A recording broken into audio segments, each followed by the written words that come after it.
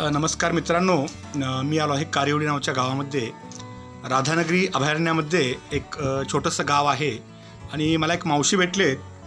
मावशींचं नाव मी सांगण्यापेक्षा मावशीच आपलं नाव सांगतील आणि मावशींच्याकडे काही माहिती आहे, आपली ती माहिती घ्यायची आहे आपल्याला. मावशी, आपलं नाव कसं?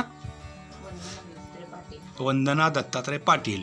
तर तुम्ही मगाशी मला सहज बोलता बोलता म्हटलात की जुन्या काळी भाताच्या वेगवेगळ्या जाती इकडे लावत असत, आता सध्या त्या लावत नाही. तर कोणकोणत्या जाती लावत होते?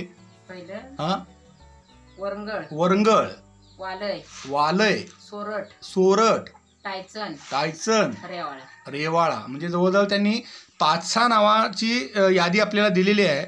माझ्या माहितीत तर एक टायचन सोडलं तर मला कुठलंच नाव आजपर्यंत माहिती नाही. आणि दुर्दैवानं हे आपल्याकडचा जो ठेवा आहे, जुना ठेवा, हा नामशेष होत चालला आहे. ज्या कुणाकडे याचं बियाणं असेल त्यांनी निश्चितपणे ते बियाणं पुन्हा एकदा आपल्या वापरात घेतलं पाहिजे, कारण हे आपल्या देशी जाती आहेत, देशी वाण आहेत.